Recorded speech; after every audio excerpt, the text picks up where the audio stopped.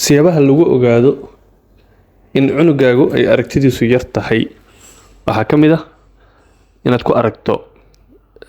indhaha inuu wax badan gacanta la galayo, in shayada uu rabo inuu fiirsado sida TV-ga oo kale uu hoosta ka galayo si uu wax badan si fiican ugu arko, inuu marar badan ka cabanayo madax xanuun iyo indho xanuun,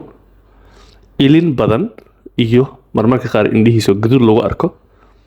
inuu cunugu marmarka qaar diidan yahay inuu wax akhriyo oo waalidka laga yaabo inuusan dareemin, laakiin maadaama uusan arkayn gaar ahaan ilmaha iyo aragtida dhow ay ka maqan tahay oo kale waxay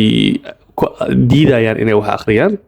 ama shaqooyinka dhow inay qabtaan oo aragtida dhow u baahan,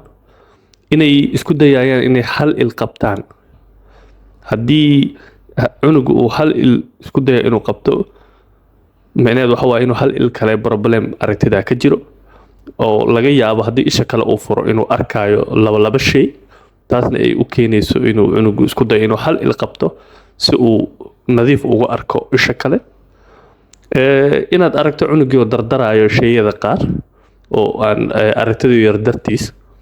haddaad ku aragto cunuga inuu madaxa qaloocinayo ama wajiga qaloocinayo, haddii aad ku aragto il qalooc ama labada indhood ama hal il kamid ah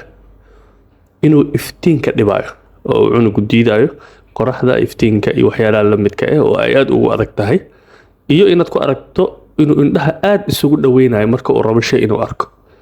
Calaamadahaas iyo calaamado kale oo badan ba waxay caddeyn u yihiin inuu cunugu aragtidiisu ay yartahay.